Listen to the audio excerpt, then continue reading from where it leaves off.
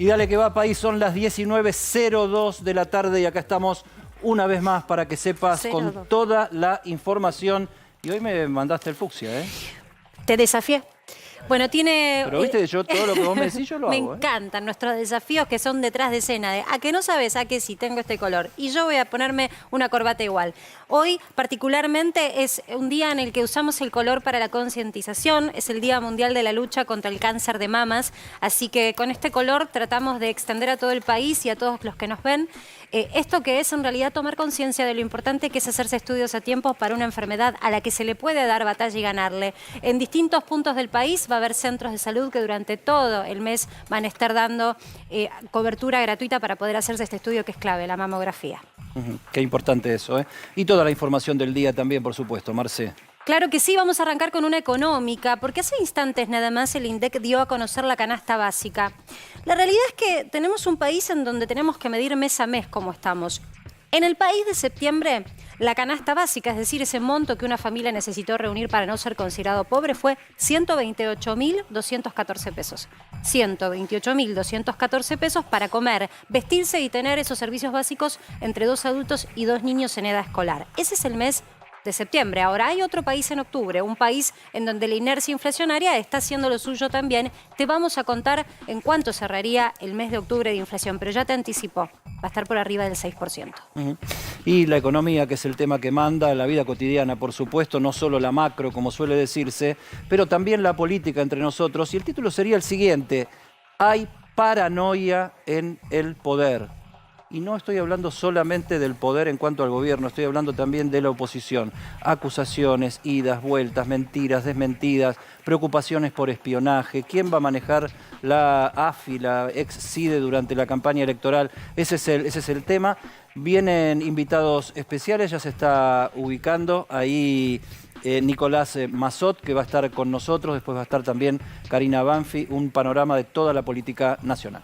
Vamos a estar hablando también a raíz de un dispositivo que hubo hoy para justamente detectar una red que se encargaba de pescar básicamente con delito datos de la gente y hacer las famosas ciberestafas. Quiero decirte que esto está ocurriendo cada vez más. Utilizan el WhatsApp y llamadas para poder hacerse de tus datos con pequeñas trampas, sacándote de mentira a verdad y se quedan con datos bancarios, de tu tarjeta. Vamos a estar contándote qué está sucediendo hoy. Carlos Estrione tiene hoy noticias importantes y te vamos a alentar a que tomes nota de qué no tenés que hacer para no caer y ser víctima de esta red de estafadores.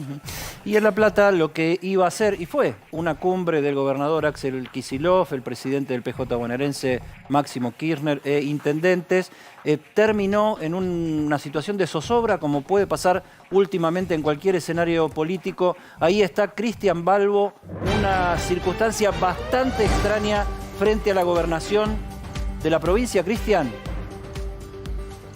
Así es, Edi, Marcela, buenas tardes. Mientras se llevaba adelante la cumbre entre el gobernador de la provincia de Buenos Aires, Axel Kicillof, y el diputado Máximo Kirchner, junto con un grupo de intendentes y también integrantes del Gabinete Nacional, llegó hasta aquí la brigada de explosivos que estuvo trabajando hasta recién en el Boulevard 51, entre calle 5 y 6, por donde ingresaron los funcionarios. ¿Por qué?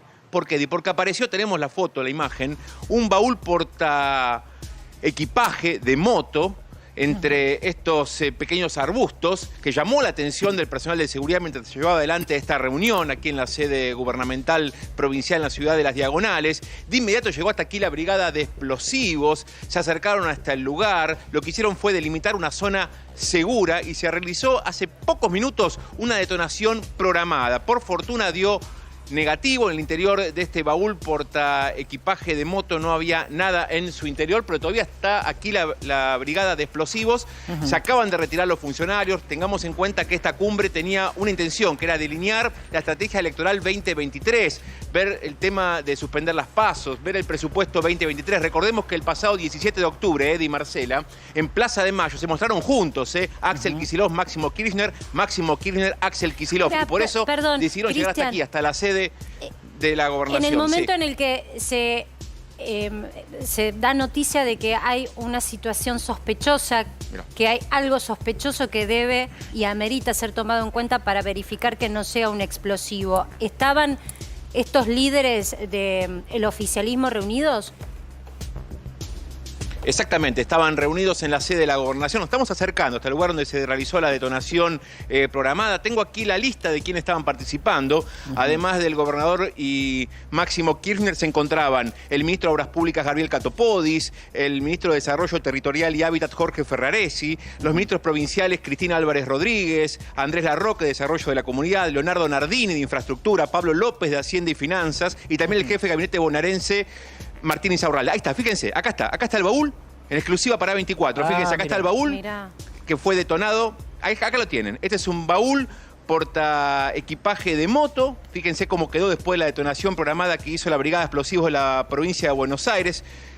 En el marco de esta cumbre que se llevó adelante, también participó el intendente de La Matanza, Fernando Espinosa, y Ituzaingó, Alberto Descalzi. También en uso de licencia de Almirante Brown, Mariano Cascallares, y también de Escobar, Ariel Sujarchuk. Toda esta gente estaba reunida en la sede de la Gobernación, mientras afuera la Brigada de Explosivos estaba trabajando en este baúl portaequipaje de moto con las calles cortadas, sí. Paralelamente al hallazgo de este baúl, ¿hubo algún llamado, alguna amenaza, algún indicio de que algo raro podía estar pasando? ¿Y quién dio aviso de que estaba ese baúl ahí? Sí, no hubo ningún llamado. Lo curioso fue que, fíjate vos que estamos prácticamente en la puerta de acceso principal. Por aquí ingresó Máximo Kirchner, por aquí ingresaron los funcionarios y los intendentes. Y fíjate vos que estamos a muy pocos metros, a menos de 20 metros de este baúl portaequipaje, que llamó la atención del personal de seguridad que se encontraba aquí en la zona mientras se llevaba adelante la cumbre. Se encontraron con esto y dijeron, a ver, ¿qué es esto?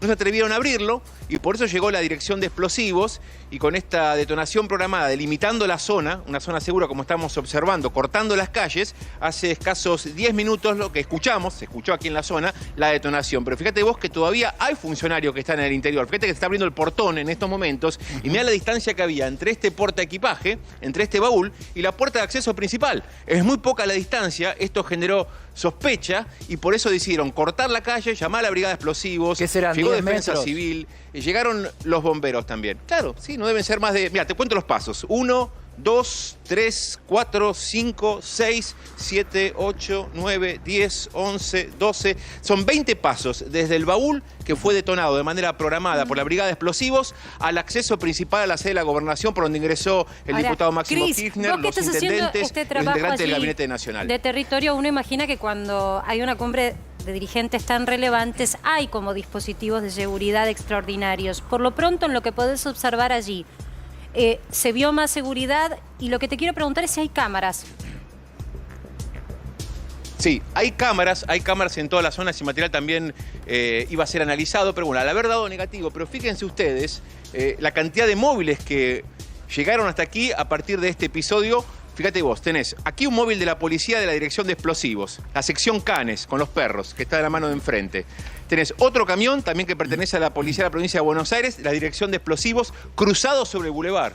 Se cruzó, apenas dieron el llamado de alarma, llegó este camión. De este camión bajaron 3 oficiales especializados en el manejo de explosivos que con un vestuario particular y con escudos se acercaron hasta ese baúl y lo que hicieron fue perimetrar la zona y detonarlo. Se escuchó la explosión. Y lo que hicieron también es cortar por completo con vallado durante aproximadamente 1 hora y media la calle 51, que es por donde ingresaron los funcionarios más tempranos para esta cumbre. Con lo cual fue todo un despliegue acá, todo un despliegue. Ustedes que hablaban de paranoia también en el inicio del programa. Todo un despliegue que realmente nos llamó poderosamente la atención frente a cómo actúa la fuerza de seguridad a partir de ese baúl portaequipaje a 20 pasos del acceso principal a la Gobernación.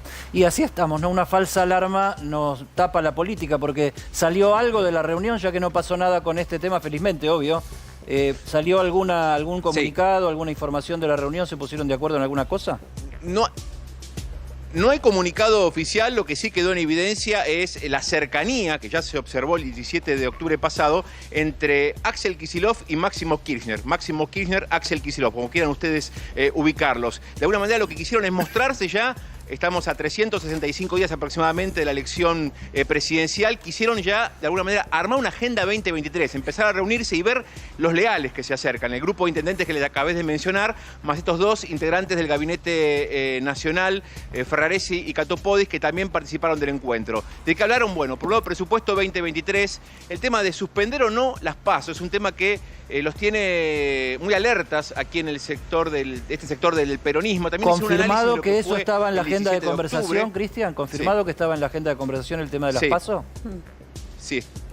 El tema de las PASO estuvo en la agenda de conversación, el tema de suspender o no las PASO fue uno de los temas que se abordó, pero también hablaron mucho de todo lo que tiene que ver con infraestructura, con obra pública, es decir, empezar a trazar a nivel provincial también, en el ámbito de la provincia de Buenos Aires, un esquema de acción ya en la cuenta regresiva para el 2023. Pero la idea era esa foto, esa imagen de los dos juntos, una vez más, la tuvimos hace 2 días atrás en Plaza de Mayo, ahora aquí en la sede de la Gobernación con el diputado que llegó hasta esta sede. Todavía quedan algunos funcionarios en su interior. Todavía Axel Kicillof está en su despacho aquí de la Casa de Gobierno en la ciudad de Las Diagonales y se dio esta circunstancia extraña y curiosa, puerta para afuera, Eddie. Felizmente no pasó nada. Gracias, Cristian. Gran laburo, como siempre. Hasta luego.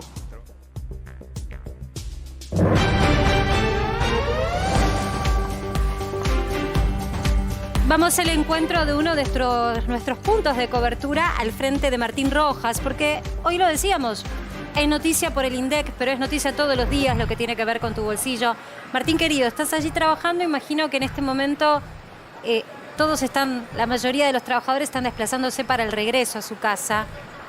La noticia es 128.000 pesos para no ser pobre. A mí me gusta individualizarlo para que podamos mensurar por persona cómo es. Según el INDEC, en septiembre, un adulto necesitó 18.360 pesos para poder comer en Argentina. Es decir, casi 20.000 pesos para no ser indigente. Es un 89% más que hace un año. Contanos un poco tu sensación en la calle, cómo lo vive la gente. Hola Marcela, hola Eddie, buenas tardes. Estamos en Constitución. Ustedes saben que es un territorio de mucha gente de trabajo que viene de la zona sur, trabajan en Capital o en otras partes del conurbano, en la zona norte, y tienen que atravesar este lugar para poder regresar nuevamente a su casa. ¿Cuál es la sensación? Bueno, vos cuando hablás con cualquiera de los trabajadores con sueldos promedios que cruzan por este lugar, te dicen, la verdad es que nosotros por más que trabajemos un montón de horas extras, que trabajemos muchas horas, nos cuesta llegar a fin de mes. ¿Y qué es lo que te mencionan? Te mencionan que lo que más han sufrido ellos en el bolsillo es el aumento de los alimentos, que ahora les cuesta comprar en la despensa de barrio, en el supermercado. Bueno, cuesta llenar el changuito para poder llevar la comida a su casa. Pero vamos a preguntarle, a ver si alguno quiere hablar, porque ustedes saben muy bien que a esta hora, después de estar de un día de trabajo, es complicado. ¿Te puedo molestar un segundo? Estoy en vivo para 24. Desde el INDEC dijeron que se necesitan 130.000 pesos para no ser pobre. ¿Lográs reunir esa cantidad de plata? Con 2 laburos sí lo estoy llevando, pero muy a las justas. 2 trabajos tenés. ¿Cuántas horas estás fuera de tu casa? Y 12 horas más o menos. Y de esa manera podés pasar. ¿Y alcanza la plata? Y no, es igual, o sea, 130.000 para estar a las justas. Andás justo. A las justas, exacto. ¿Qué es lo que más sufre el bolsillo? ¿El tema de los alimentos, los impuestos? ¿Qué es lo que más sufre? Y los alimentos es lo más caro. Es lo que más ha aumentado. Exacto. Gracias, Bueno, a ver si caminamos por acá. ¿La puedo molestar un segundito? ¿Estoy en vivo para 24? Bueno, gracias. A ver, ¿te puedo molestar un segundito? Estoy en vivo para 24. Desde el INDEC dicen que ahora para no ser pobre una familia debe reunir 130.000 pesos. ¿Llegás a esa cifra? No. ¿Cuántas horas trabajas? 12. 12 horas por día. ¿Qué tipo de actividad? Hago en una construcción. ¿Y cuánto ganás? 3.000 por día. ¿3.000 pesos por día? ¿Y cómo haces para llegar a fin de mes? Se hace lo que se puede. ¿Llegan a cuántos son en tu casa? 5. 5 personas. ¿Y comen? ¿Pueden llegar a comer los 30 días del mes? ¿Cómo hacen para llegar? Y se hace lo que se puede. Se hace lo que se puede. ¿Es el único ingreso el tuyo? Sí. Hasta ahora sí. Gracias. No, ¿De dónde venís? De Boedo. De Boedo y ahora estamos... ¿Te vas a Quilmes a trabajar? No. Me voy a mi casa. Ah, vivís en Quilmes y trabajás en Boedo. Gracias, ¿eh? Bueno, esta situación, Marcela, lo que yo te ¿Me decía. dejás decirte algo, Lo que Martín? se cobra por día. Esto que nos acabas de relatar es importante aclararlo. Cuando el INDEC da la medición de la canasta, la da en función de distintas familias. En el caso del señor que tiene un hogar de 5 integrantes, la mala noticia es que es más. En realidad, esa canasta básica es de 134.853 pesos, es decir, 135.000 pesos es lo que en septiembre necesitó ese señor para no ser considerado pobre, para que él, como sostén de familia, según relataba, no caiga en el umbral de la pobreza. Son números complicados porque la inercia nos está marcando, y lo vamos a charlar en un ratito cuando hablemos de lo que viene este mes, sobre todo vos del otro lado, que seguro tenés que programar tus gastos. Octubre viene áspero en materia de precios, viene complicado en materia de precios, y sobre todo en tema de alimentos. Por eso no sorprende el relato en primera persona, lo que nos estás contando. Exactamente, y es lo que te dicen muchos de los trabajadores, Marcela. Vos sabés que cuando te acercás y les preguntás, primero hablábamos con ellos más temprano, con muchas de las personas que circulan circunstancialmente por aquí, por Constitución, te dicen eso. La verdad es que trabajo yo, trabaja mi mujer o trabaja uno de mis hijos, y así todo no alcanza. Imagínate que muchos tienen que pagar un alquiler, que les aumentaron los impuestos, que les aumentaron el precio de los alimentos, y dice que la verdad esa cifra de 130.000 pesos, que no la creen. Creen que se necesita mucho más dinero para poder llegar a fin de mes, algo que se hace muy difícil para muchos de los trabajadores, por lo menos de los que circulan aquí en esta zona. Planteemos una cosa acá con respecto al tema de la medición de la pobreza. La medición por ingreso, que es un indicador importante porque te está marcando mes a mes lo que necesita una persona para lo básico, una familia para lo básico, para subsistir. Ahora, si vos medís la calidad de los servicios, o sea, en qué barrio vivís, qué cloacas tenés, qué acceso al gas, qué otro tipo de servicio disfrutás, a cuánto te queda el transporte, la calidad de la educación, la calidad del hospital, eso también marca una situación que tiene que ver con la pobreza y que es mucho más amplia que lo duro, puro y crudo del ingreso, ¿no? Absolutamente. De hecho, Edi, para remarcar esto que vos estás explicando, existe la medición de la canasta de la clase media, porque se presume que aquel que tiene la posibilidad de cubrir su necesidad básica busca reforzar en salud, en educación y en que puede, en seguridad, o sea, en donde vive, elegir un lugar más seguro para vivir, elegir un colegio que se pueda pagar privado, y por eso los parroquiales, o elegir un sistema de salud prepago privado, es lo primero que busca ese sector de clase media, o por lo menos hasta ahora así había sido. Entonces, esa diferencia entre ser pobre y ser clase media era en función de eso, de que el que podía decía, mira, la verdad es que yo este servicio que me da el Estado no me parece lo suficientemente bueno. Voy a apostar a mejorar mi sistema de salud, voy a apostar a mejorar la educación de mis hijos. Por eso la diferencia entre clase media y clase, medido por ingresos, por supuesto, media, medio baja versus clase pobre, ¿no? La realidad es esa. Martín, vamos a seguir trabajando con vos. Lo que sucede en la calle es un fiel reflejo de lo que tenemos para contarte hoy como noticias del día. Y una de ellas, vamos a arrancar, tiene que ver con lo que te decía recién. Martín dice, la gente no cree en la canasta del INDEC. El problema, ¿sabés cuál es? La medición es creíble porque aparte va muy emparentada con lo que los privados arrojan. Hay un desfasaje en la publicación de las estadísticas públicas porque hay que coordinar el volcar los datos de todo el país en función de lo que dan los privados. Entonces los privados van más rápido en ese sentido, miden menos porcentaje en cantidad de superficie, pero lo pueden volcar más rápido. Entonces está la Argentina del hoy, con una inflación del hoy, y la estadística por detrás que es la oficial, la que se utiliza, por ejemplo, para ajustes de alquileres, que es la que se toma. Entonces, claro, la gente hoy vive y dice, no, pero pará, porque en los precios de hoy no es esto que dice el INDEC. Vamos a los precios del hoy según las consultoras privadas. Te diría, Edi, que casi ya todo lo relevado por los días arrojados hábiles de octubre proyectan los privados una inflación arriba del 6%, 6,3, 6,5, dependiendo de las cual consultora, digamos, de las más relevantes vos veas, de las que miden en nuestro mercado. Uno se pone a mirar y dice, bueno, a ver, pero ¿por qué? ya sabemos que hay una inercia inflacionaria, pero ¿qué es lo que está empujando una vez más la inflación de este mes que transitamos? Curiosamente, lo que está empujando son las carnes, que están en estos 15 días arrojando un incremento del 7,8%. A la luz del gobierno, esto es estacional, 7,8% en 15 días. Cervezas, que parece algo menor y por supuesto no es relevante para la necesidad primaria, pero tiene un peso en un rubro del INDEC que se llama bebidas alcohólicas, 4,7%. Hay empresas que hoy tienen que estar dando explicaciones, porque además las que ponen en el mercado cerveza también tienen otras bebidas en la góndola. Azúcar, el azúcar sí, acá llamó la atención. Ayer Tombolini no podía decir cuáles eran las empresas que había llamado, pero entendemos por la información que ha trascendido que en el resorte de las luces que se prenden en ese tablero que coordina de precios, azúcar llamó la atención, 4,3% de remarcación en este andar de octubre.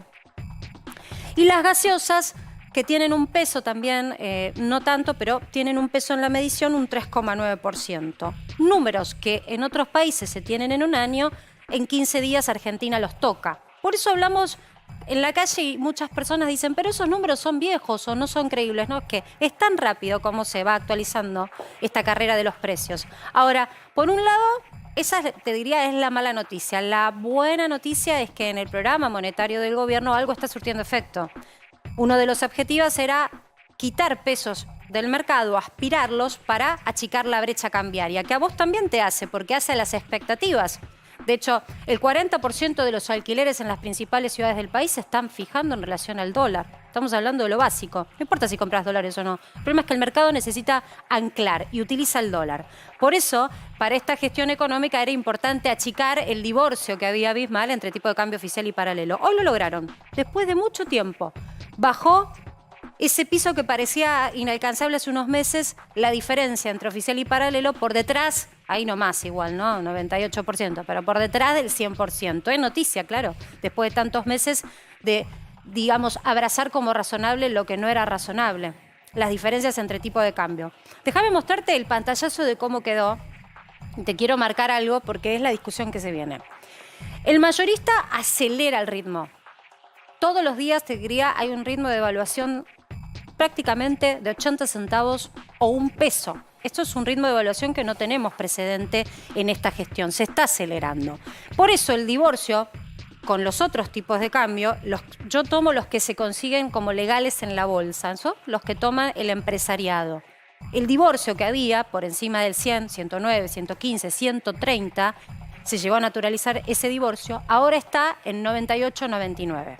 ¿Qué es lo que ven los empresarios? A ver, el mercado en el que yo puedo comprar libremente, contado con líquido, dólar bolsa, dice el empresario o inversor, versus el que me deja y regula el gobierno. Bueno, eso se achicó. Y se achicó no por magia, no fue magia. En realidad hubo un ajuste importante en la cantidad de pesos que hay en el mercado. El martes el Banco Central, de la mano de Pelle, absorbió el equivalente a 1 billón de pesos. A cambio de dar tasa alta, claro, por encima del 75% nominal anual. Esa es la tasa que hay que dar para absorber en un mercado donde más hay obligaciones, LELIX, son todos instrumentos opaces que es muy de nicho de mercado. Pero eso tiene un efecto después en el mercado. Entonces, si vos vas a optar por la tasa, porque la tasa consideras que es buena, te encajás en algún instrumento como puede ser un plazo fijo por un periodo determinado, un mes, 60 días, porque la tasa consideras que le va a ganar a la inflación, y entonces ese peso no va, como está ocioso, no va a compra de dólares. La pregunta es, si se cumple la expectativa del gobierno, que es que baje la inflación, en algún momento tendrán que decidir si la tasa va a ir por arriba de la inflación o no. Y está con nosotros Nicolás Massot, que viene a hablar de política, pero tu corazón está en la economía, ¿no? Bueno, mi cabeza estuvo en la economía mucho tiempo. Mi corazón... Entonces, yo tengo que preguntarte por esto. ¿El programa, este plan, está funcionando o no está funcionando?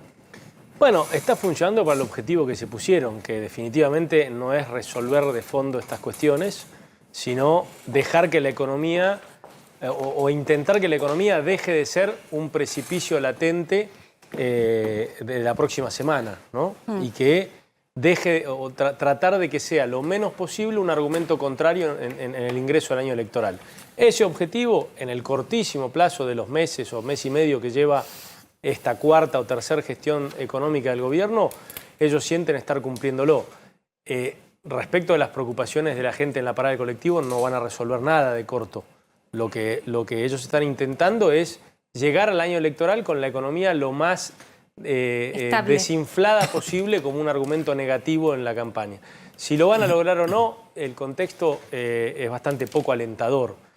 Y la verdad es que, insisto, para lo que le importa a los muchachos que están acá filmando, a todos nosotros, clase media baja, media alta, hasta que no se agarre el toro por las astas y no entendamos, como vos explicabas, que la inflación es un impuesto encubierto, que este mes fue el 6, el mes pasado es el 7, es lo que la gente pierde, y un impuesto mucho peor para las clases bajas, es decir, el que tiene un empleo formal y puede acceder a la paritaria se cubre un poco. El Estado, que recauda, como recauda de la economía formal, que se cubre, también recauda más. ¿Quién es el que se cubre menos? Los 8 millones de argentinos que tienen un empleo informal y no están sindicalizados, no tienen paritaria. Esa gente, que es la que más necesita la asistencia del Estado, es la que más paga para que el Estado, sacándole la plata del bolsillo izquierdo, después vaya y le dé una palmada atrás en la espalda y le diga, te la pongo en el derecho. Eso sí, te alcanza para 7 puntos menos de poder adquisitivo en el supermercado que el mes pasado, pero vamos bien. Ahora, Nicolás, poniendo el ojo donde lo pones vos, qué bueno verte después de tanto tiempo. Igualmente. Gracias por venir. Poniendo el ojo donde lo ponías vos, que era donde llevamos el móvil a la calle a ver la gente con estas cifras de sos pobre, no sos pobre, dónde está parada, y la situación angustiante, desesperante, o como la queramos definir, es indefinible porque cada cual sabe a dónde le pega esto y que está pegando muy mal. Yo digo, ¿la oposición tiene idea de qué hacer? Porque si tuviera idea de qué hacer, yo esperaría que salgan a decirlo ya. Porque si pensamos en esa gente necesita soluciones mañana a la mañana. Sí. Si alguien sabe qué hacer, ¿por qué no, en vez de pelearse tanto, por qué no sacan y dicen, che, paren un poco? ¿Y si hacemos esto? No, a ver, dos cosas. Primero, una cortita sobre el pelearse tanto.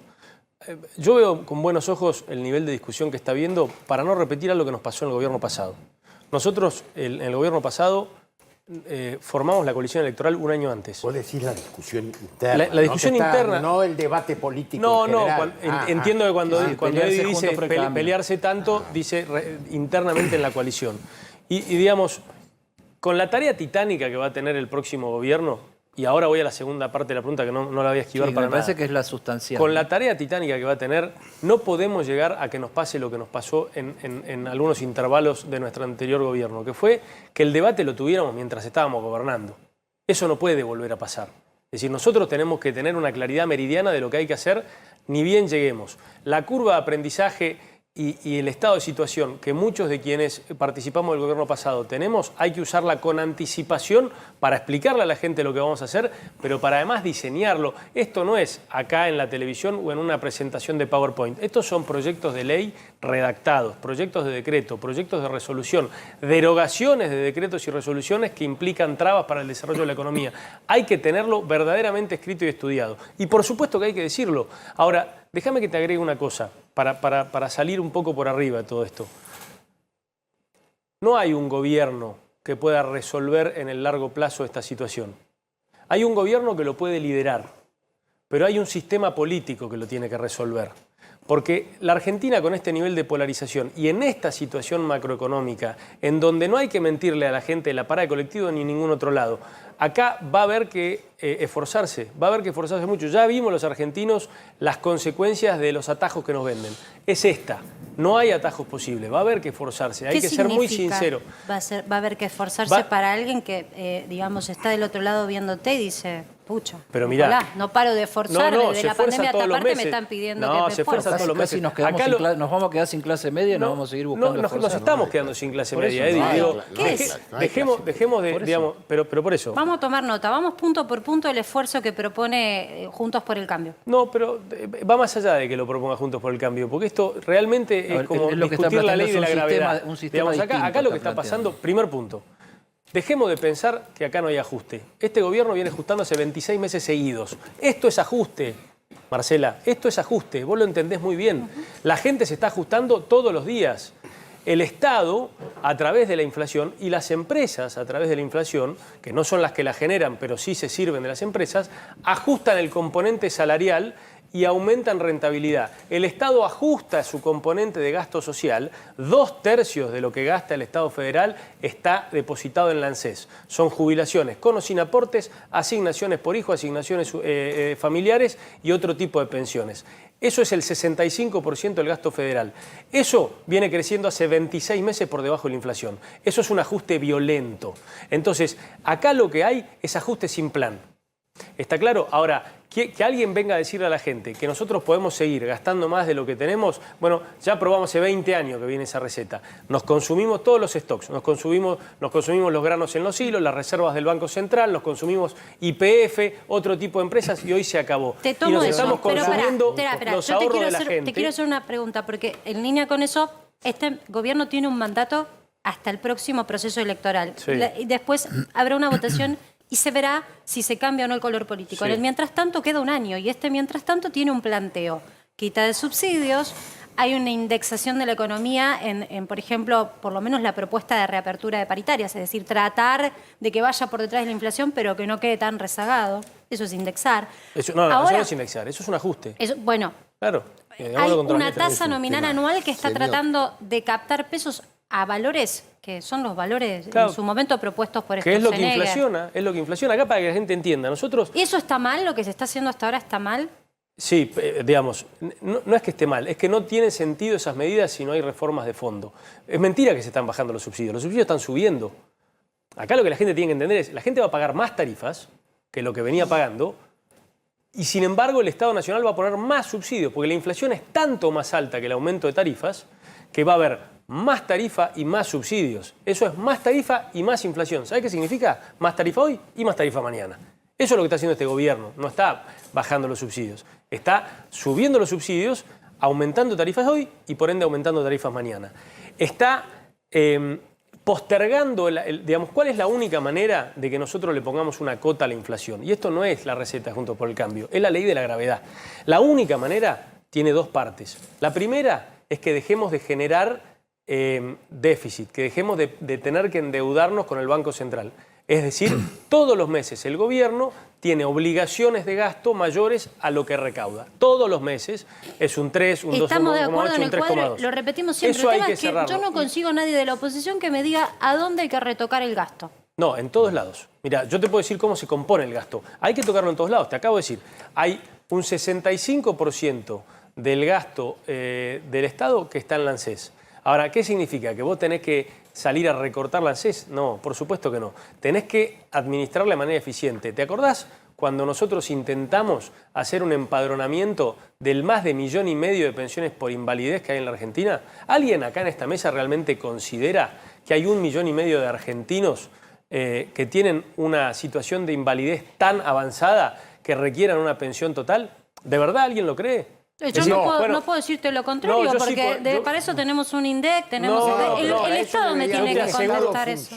Por supuesto que pero por supuesto tiene que ser un Estado funcional. Nicolás, pero pará, ustedes me van a decir que eso no se pudo. Son dos No, se preguntas hizo mal, distintas. Nicolás, Son que dos es preguntas diferente. distintas. Vos me estás preguntando No. ¿a Una dónde cosa- hay que recortar? Una cosa es la medida y otra cosa es cómo se instrumenta. Exacto. La medida creo que fue apoyada por todos los sectores en su momento. El problema es que se instrumentó muy mal. Bueno. Y hubo casos en primera persona en donde había gente minusválida que necesitaba la pensión y se la había quitado abruptamente por si la duda. Esa no es la manera de instrumentar.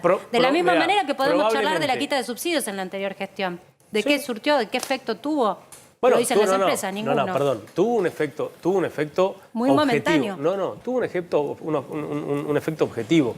Le guste a quien le guste y reconocido por las estadísticas oficiales de este gobierno también, el gobierno anterior, a costa de un enorme esfuerzo y de un enfriamiento de la economía que tuvo graves consecuencias que después se vieron electoralmente, logró bajar el déficit fiscal de 7 puntos a 0,5. Eso es objetivo, es indiscutible y está plasmado en las estadísticas oficiales. Pero lo eficiente Ahora, hubiese sido poder mantenerlo en el no, tiempo. claro, más vale. Y eso pero requería ¿sabes qué pasa, un Marcela? pensamiento a largo plazo. Claro, exactamente. Y eso requiere que muchos gobiernos lo compartan. Por eso insisto con lo que dije primero. Esto no lo va a cambiar un gobierno. Hay una mala noticia. Puede ganar quien gane. En la medida en que la sociedad en su conjunto y el arco político, con todas las diferencias genuinas que tiene que tener, siga desafiando la ley de gravedad y piense que nosotros podemos engañar a la gente para siempre, volviendo a aumentar el déficit fiscal de 0,5 a 3,5 puntos como está ahora, que lo hizo este gobierno, echando mano en el bolsillo de la gente, de los de la parada del colectivo, porque eso es lo que está pasando en la Argentina, bueno, no va a salir, gane quien gane el gobierno. Ahora,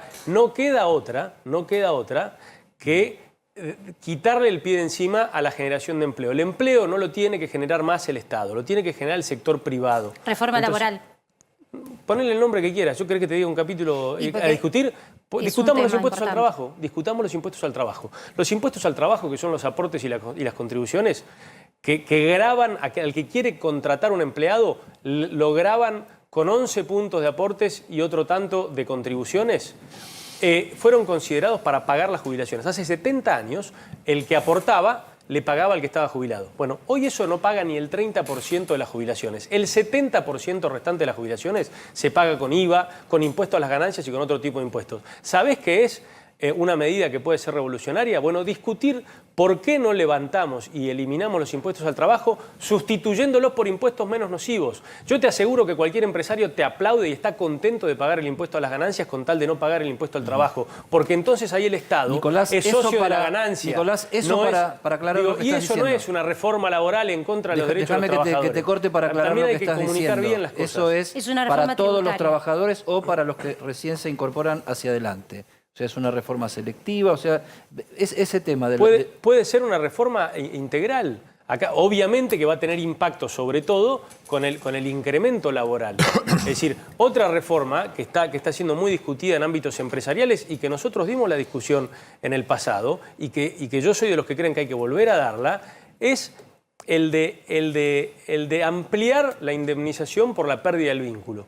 No es, porque acá hay una mentira, es decir, hay una forma de darle certeza al empresariado a través de esquemas de seguros de desempleo para bajar la litigiosidad laboral, en donde ampliemos los derechos del trabajador, para que el trabajador tenga una cuenta nominada a su nombre, en donde no solamente si se produce un despido, también si se produce una renuncia, que es mucho más moderno, porque hoy la gente cambia de trabajo mucho más seguido, ese empleado se pueda llevar lo producido de eso como propio a su próximo empleo y como que cuando una lo caja que necesite... pueda Digo, entonces, estas cosas no es reforma laboral en el sentido peyorativo, es una ampliación de derechos.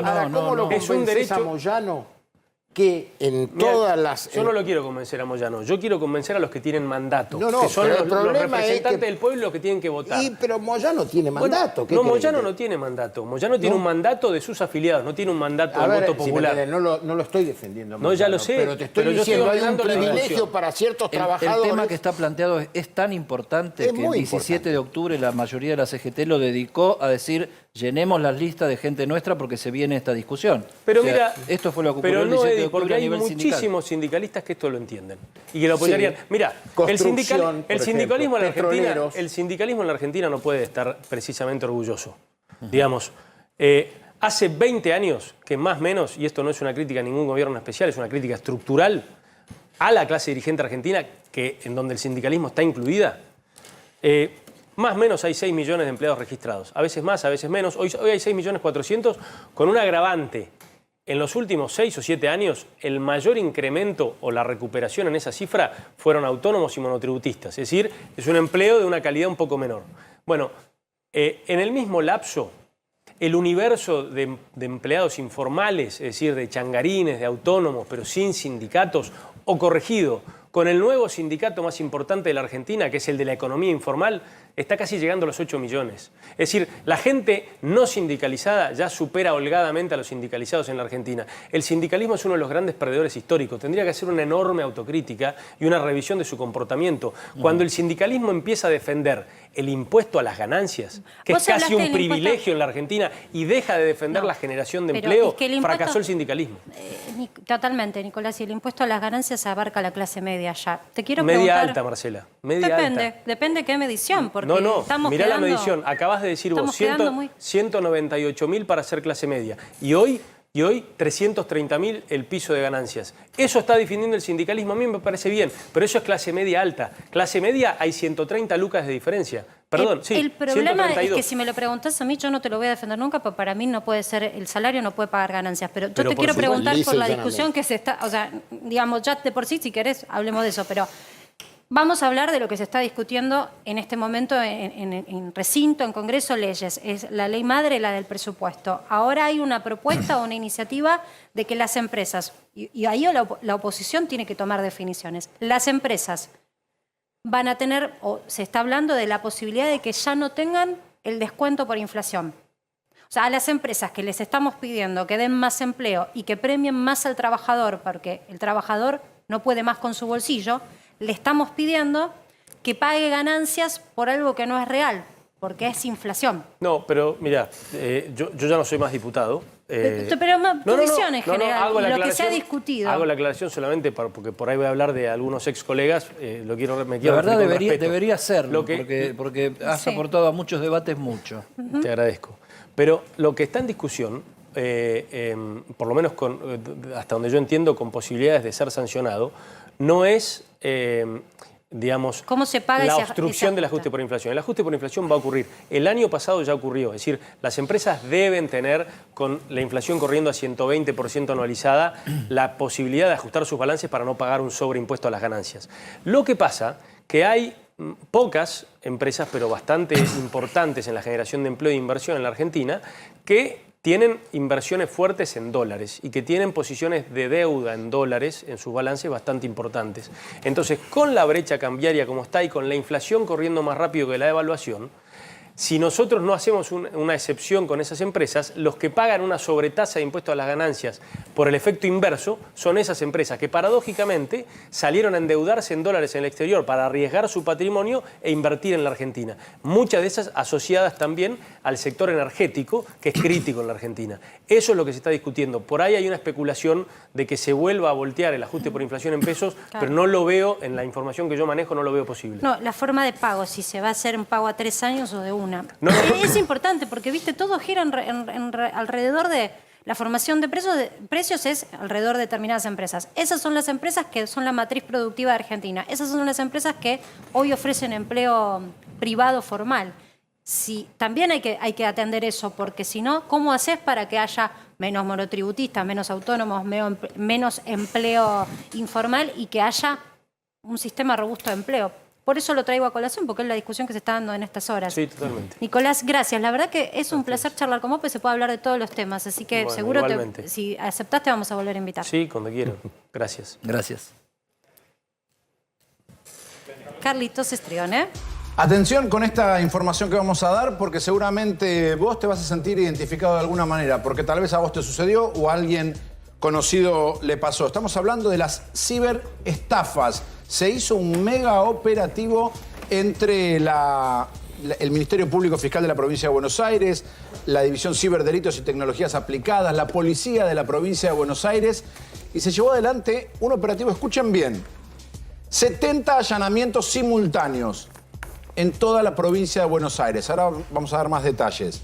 Se cree que las estafas ocurrieron entre el 2021 y el 2022 en un monto aproximado de 50 millones de pesos y 2 millones de dólares, porque las estafas se hacían tanto en pesos como en dólares.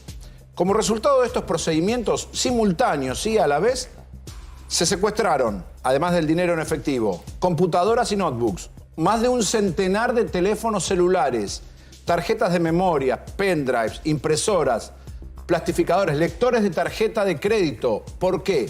Porque te sacan los datos a través de ingeniería social, que esto es un párrafo aparte, ¿no? Lo que es la ingeniería social para sacarte datos. Bueno, te sacan los datos, duplican tus tarjetas de crédito y después vos te encontrás con gastos exorbitantes en tu cuenta bancaria y decís, si yo no hice esto, bueno, te duplicaron la tarjeta e hicieron gastos o en persona con una tarjeta física o a través de redes sociales. Yo te digo una cosa, conozco una persona que incluso le bloquearon el acceso por intentar varias claves y demás. Claro. Le bloquearon el acceso a su CBU.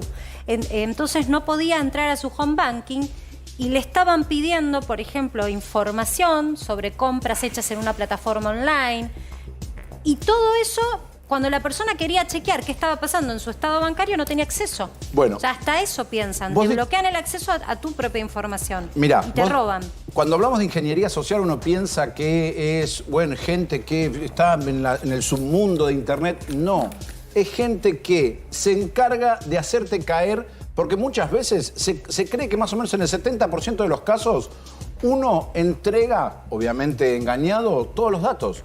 ¿Cuántas veces ha sucedido que dicen, me llamaron del banco, personas mayores, personas no mayores?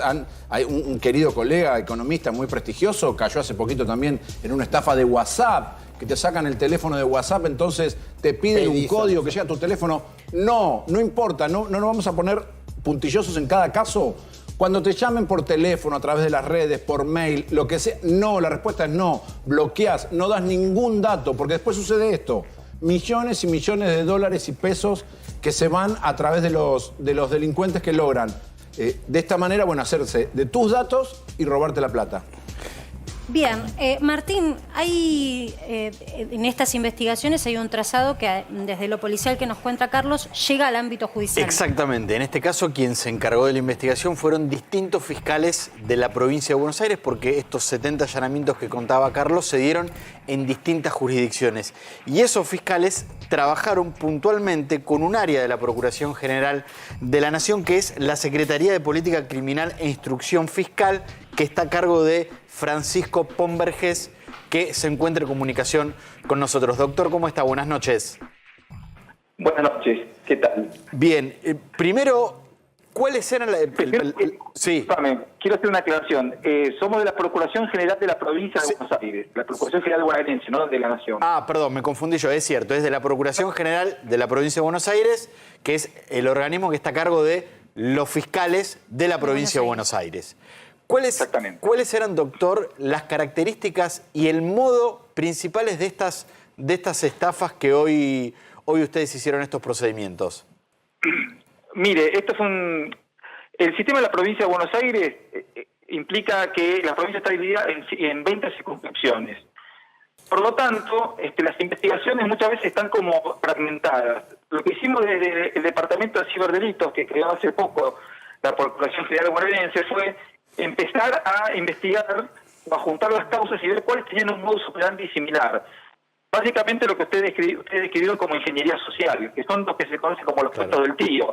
Aquellos llamados en los cuales agarran a la gente, la engañan, les hacen dar sus datos personales y a partir de ahí, con esos datos personales, datos de cuentas, teléfonos, ingresan a los bancos, sacan créditos a nombre de la persona engañada, consiguen transferencias de dinero, etcétera. Cuando encontramos estos patrones comunes, lo que hicimos fue contactarnos con los fiscales que estaban llevando a cabo estas investigaciones, profundizarlas y, llegamos a la conclusión de que de dónde estaban operando, qué tipo de aparatología podrían estar empleando, y para nosotros era fundamental llevar a cabo los procedimientos porque a partir del secuestro de computadoras, teléfonos, y demás dispositivos, como tarjetas SIM, etcétera, nosotros podemos ahondar la investigación y establecer los nexos que existen entre estas personas que por ahora podríamos decir que tienen en común el modus operandi, pero no podríamos decir que forman una banda única. ¿Y hay algún mecanismo, digamos, la estafa se daba le pongo algunos ejemplos y usted nos dice si era así, se daba por cuentas bancarias, por algún tipo de tarjeta? ¿Tenían una modalidad de engaño puntual por la que se ponían en contacto con las víctimas? Eran varias modalidades que no podría describirlas a todas, pero que tenían algunos hilos conductores comunes. ¿Por ejemplo? Por ejemplo, los llamados por la noche a la gente para decir que llamaban de parte del banco, para decir que tenían un crédito habilitado, o lo que son los robos de identidad de WhatsApp. Ahí está, doctor. Vamos a sumar, Francisco, si me permitís, a Julito López. Lo apodamos en los medios el hacker, pero de los buenos. Es especialista en tecnología y sabe todos los vericuetos que estos delincuentes hacen también. Y nos ayuda, Julito, siempre a explicarlo fácil para que todos estemos atentos. Me parece interesante poder abordar con ambos, porque lo importante es que la gente pueda comprender qué es lo que no debe hacer para no caer. Yo les voy a dar un ejemplo a ambos y a todo mi equipo de lo que me pasó. Entrando al aire nada más, estaba de testigo Agus, nuestro productor ejecutivo, me llaman insistentemente, horario nocturno, para avisarme que ya estaba disponible una libreta sanitaria nueva que yo podía retirar en una impresión que no era la de papel, como me dieron originalmente cartón, sino en una suerte de credencial de plástico. Entonces, de mentira a verdad, con esa excusa, y el llamado era de un usuario que tenía como foto representativa la palabra cuidar, que hace reminiscencia a eso, querían envolverme para llevarme a saber en qué dirección yo me había vacunado. Primero era si tenía síntomas, pero después ya me querían llevar por el lado de mi ubicación. Y después automáticamente recibo un código para recuperar mi WhatsApp, que yo nunca había solicitado porque no estaba instalando ese programa en ningún otro dispositivo. Lo cuento porque digo, si nos puede pasar a nosotros que estamos informados, y que estamos todo el día con información, le puede pasar a cualquiera y no hay que avergonzarse. ¿Qué maniobras hacen? ¿Qué tips podemos darle a la gente, Julito? ¿Qué maniobras están utilizando para robarse los datos de la gente? Ya están siendo un poco más sofisticados en cuanto al engaño. Sí, o sea, principalmente la gente cae de una manera increíble. Mirá que te digo, estoy todo el día en contacto con gente que me dice, te escuché 80 veces decir esto y volví a caer. La gente es algo que hay que militar, este tipo de cosas, no es una cosa que uno comunica y dice, no hay que dar ningún SMS, ni repetirlo verbalmente, ni que sea SMS, ni que sea audio. Hay que agarrar del cogote a la gente de Facebook, porque lo que está pasando ahora es que en vez de mandar el código por SMS, te lo mandan de manera verbal para la gente no vidente. Y el mensaje, la llamada que produce WhatsApp para darte el código, viene desde el exterior, y en vez de decir, este es un mensaje desde la empresa WhatsApp, no repites el código que le vamos a dar, directamente dice el código. Entonces lo que está pasando es que están llamando, como si fueran del Ministerio de Salud, y le dicen, sí, en este momento le está entrando una llamada, atiéndalo, anote el código y me lo dice. Y la gente incluso suma la llamada en curso, y el atacante escucha el código directamente, y la gente no relaciona que nosotros desde los medios decimos SMS y que también puede ser por voz. Y la empresa Facebook no hace que la llamada esa diga lo mismo que dice el SMS, que es cuidado, no repitas este SMS. Entonces ahí se produce un problema. Yo lo que le quiero, yo no sé si está el fiscal todavía en línea. Sí, claro que sí. Está. Tiene la gentileza de sumarse a este debate y de escucharnos justamente para debatir. Sí, está Francisco. Le quiero decir al fiscal que obviamente hicieron un trabajo muy bueno y felicitarlos, pero lo que le pido a los fiscales, que son los que están gran parte del tiempo investigando estos hechos, es ¿cuándo le van a hacer una carta de recomendación al BCRA para que... al Banco Central. Al Banco Central, para pedirle que lleve la intercomunicación entre los bancos, porque todo esto que ustedes descubrieron es posible simplemente porque hay gente que presta la identidad para sacar cuentas apócrifas y ser usadas como mulas. Los bancos en sí no tienen una presión desde el órgano que es el que los controla, para trabajar un poco más en conjunto, y hay una capa de un montón de aplicaciones financieras que no son bancos, que son parte de estos engranajes para la reducción de este dinero. Yo lo que le pido a los fiscales, no sé si tienen planes de hacerlo, pero es un punto observable, que acá la CNB y el Banco Central son los únicos dos organismos que pueden ayudar para frenar un poco el delito, más allá de pedirle a las cárceles que le saquen los teléfonos celulares que le dieron a los presos durante la pandemia por razones sanitarias, que ya pasó la pandemia y todavía lo siguen teniendo en cuenta. Le pregunto al fiscal, ¿tienen previsto algo de esto? Bueno, nosotros ya estamos en conversaciones y hemos firmado convenios con asociaciones de banco, con la asociación que maneja el clearing bancario, y tenemos reuniones periódicas con los bancos para tratar de aceitar sobre todo lo que es compartir información con nosotros para actuar rápido y la posibilidad de congelar cuentas, pero eso también lo que están viendo es que necesitan tomar algunas medidas avaladas por los fiscales o los jueces sobre de qué manera, digamos, interrumpir el flujo de dinero para darle oportunidad a las fiscalías a poder investigar y poder rápidamente poder dar una respuesta a las víctimas de estos hechos. Hay cuestiones legales, como usted dijo, López, que son difíciles de sortear, pero bueno, estamos en camino a hacer eso. Y además hay una cosa que suele pasar, perdón que me meta, con las estafas virtuales, que no sé si hay casos en la Procuración de la Provincia de Buenos Aires, pero sí hubo casos en otras jurisdicciones donde las estafas llegan a ser internacionales. Sí. Donde hay gente que te estafa desde otros países, o hay gente en Argentina que estafa a otros países, lo que hace muchísimo más difícil poder determinar el delito. Esto no es entrar a una casa y robarse un televisor que vos sabés dónde está la casa, podés ubicar a la persona por una cámara. Acá hay delitos que se cometen de manera virtual que te pueden estafar desde cualquier lugar del mundo. Y desde una cárcel también. Y desde una cárcel. Totalmente. Eso, el tema de las cárceles es central. ¿Sabés cuál es mi pregunta acá? Y vos ahí, y Julio, también tenés una visión de esto.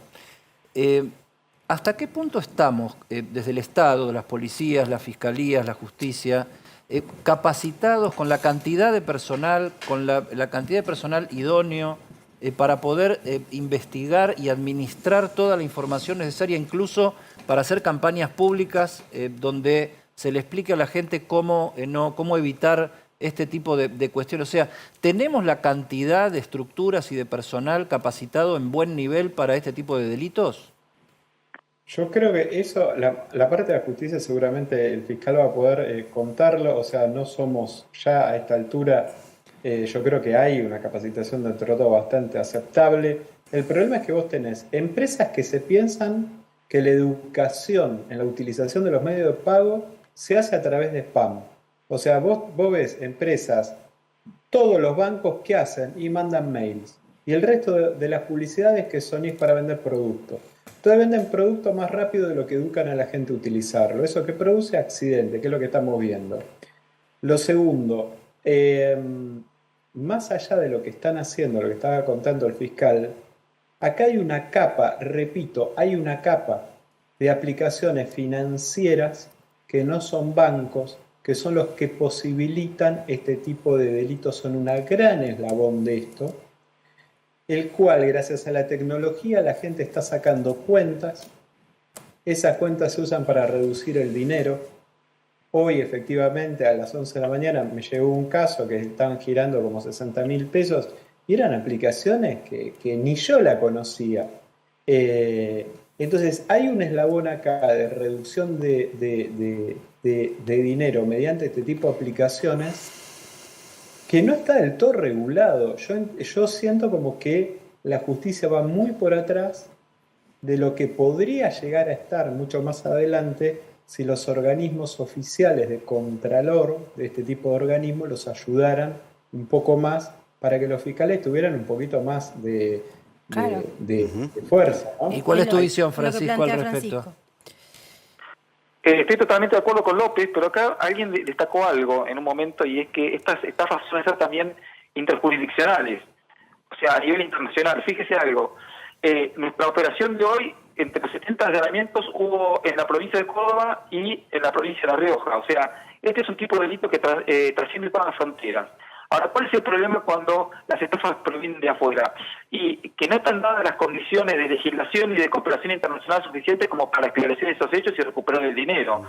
Con lo cual, ¿cuál es la solución a todo esto? Y es difícil, pero pasa más por la cuestión de la prevención, como muy bien dice López, de la prevención, de la educación, más que ir por detrás de las consecuencias, que es el trabajo que en general hacemos desde la Fiscalía, ¿no? Vamos detrás del delito ya denunciado, del hecho consumado, por sumo del hecho que se está consumando. Yo les voy a mostrar, a ver si lo tenemos, a ambos en pantalla, esto para que vos que estés del otro lado lo puedas tomar nota y veas. Esto me pasó a mí, esta es la captura de pantalla de mi celular, esto fue a poco de ir al aire, me llaman es una llamada desde WhatsApp, esto es lo que está remarcando Julito. ¿Por qué? Porque te liberan la línea, porque a través de la línea, vía SMS o llamado, es donde vos recibís tu código de seguridad de WhatsApp. ¿Por qué es tan importante el WhatsApp? No solo por la privacidad, por supuesto, sino porque uno suele, en esa usina de información de los mensajes diarios, tener mucho de tu vida. Incluso, como dice Julito, datos bancarios y demás. Así te llaman. En mi caso fue con una foto ilustrando cuidar. Creo que es la estafa de moda. Entonces, en esa llamada, donde obviamente rápidamente me di cuenta que no podía ser certero, de mentira a verdad, de preguntas razonables, surgen otras que no suelen ser razonables. En mi caso yo le dije, señor, si usted me está llamando para darme una libreta sanitaria, usted tiene que saber dónde fue mi último domicilio de vacunación. No me lo puede estar preguntando. Pero bueno, me agarró en un momento de velocidad mental. A todos nos puede agarrar con la persiana un poco baja, no con la defensa en alta. Entonces, yo les muestro, porque no sé si este es el delito de moda, pero están entrando por este lugar. Igual creo que lo que fue este allanamiento es algo industrial. Yo lo que veo ahí es una industria impresionante y es un delito, esto que te pasó a vos, es un delito que está pasando continuamente y que esto termina reduciéndose el dinero en una cuenta de una mula, en alguna aplicación de baja monta. Claro. Y yo quería preguntar al fiscal, ¿por qué hay tantas sobres de tarjeta naranja en esos allanamientos? A ver, nosotros encontramos estas tarjetas, al igual que DNI falsificados, en un lugar donde se venía investigando que podría haber este tipo de actividad. Ese, digamos, es la explicación. Ahora está en el fiscal de la jurisdicción investigar cuál es la relación directa con tarjeta naranja. Va a ser una cuestión que va a pasar por andar la investigación. Yo tengo la sensación, y le quiero preguntar a los dos, al doctor Pomberges desde el punto de vista de las estadísticas y a Julio de las consultas que recibe, si las ciberestafas o los delitos virtuales crecieron con la pandemia. Porque yo tengo la sensación de empezar a escuchar mucho más sobre estos procedimientos, detenciones, causas judiciales, cuando la gente empezó a, por la pandemia, tener que quedarse en su casa y a utilizar mucho más para hacer compras o para hacer trámites, las computadoras, los celulares, las aplicaciones. ¿Con la pandemia crecieron este tipo de delitos? Mirá, por mi parte, fuimos de los que alertamos los primeros métodos de ciberestafas, porque resulta que la gente ya no podía ir al banco, los call centers no estaban dimensionados como tenían que haber estado, y la gente se volcó a las redes sociales a tratar de contactar a los bancos, y ahí es donde terminó siendo peor estafados. Los bancos no desactivaron los créditos a sola firma, solo clic durante la pandemia, lo hicieron recién en octubre del año pasado, después de más de un año y medio, en donde hablé con los bancos más importantes a nivel prensa, marketing, a los gritos las discusiones, porque ellos me decían que no podían sacar ese crédito a sola firma porque era una desventaja competitiva, a lo que hablé con el Banco Central y les dije que si ellos por normativa no lo sacaban, la industria no lo iba a sacar, que para eso estaban, para proteger a la gente, y el Banco Central obviamente no hizo absolutamente nada, y así terminamos, digamos, con una potenciación del delito, con nueva capilaridad en el delito de ese estilo. Si bien la pandemia terminó, lo que quedó es una gran industria por detrás, bien aceitada. Es como, a ver, yo creo que entre los delincuentes es el delito donde menos se exponen y más dinero tienen para ganar. Y desde la cárcel, es el home office, ¿no? Yo te complementaría, ¿qué tal, Julio López Campolongo? Muy interesante lo que dicen. Yo remarcaría y te preguntaría además dos puntos. El primero, hay como una suerte de parte de algunos bancos que no te permiten operar con amplitud si no le bajás la aplicación que tiene el banco. Esto me parece que de alguna manera habría que regularlo, verlo. Está en conexión un poco con lo que vos señalabas, ¿no? No sé, creo que hay un vacío total y yo no sé si contamos con, a ver, una organización que dependa naturalmente como sea del Estado y demás, que además genere campañas populares de comunicación, que no las hay. Esto lo estamos hablando nosotros, Totalmente. pero ahora Mira, te obligan a tener un celular. Mira. Sin dudas. Te respondo. Yo todos los domingos hago un bloque en un canal en el cual hablo de cómo protegerse de las estafas, se llama El Cazador de Estafas. La empresa número 1 de transacciones de tarjeta de crédito no me habla, porque le parece que es una presión hacia su marca. El banco privado más grande que tiene el país no me habla, porque dice que en uno de los informes usó su marca. El BCRA, como estoy en 2 canales que son de cierta empresa periodística no afín al gobierno, me dice que lo que yo digo es negativo. Entonces tampoco hace nada. ¿Cómo te puedo decir? Pará. Y las startups, digamos, la empresa más grande de tecnología del país de pagos, cuando yo le digo, che, hagamos algún tipo de evento, hablemos con la gente, salgamos a difundir, me postulo a ser evangelista de lo que es la seguridad para ustedes, no tienen presupuesto, valen como 10.000 millones, ¿no? No importa. El punto es que acá es el juego del gran bonete.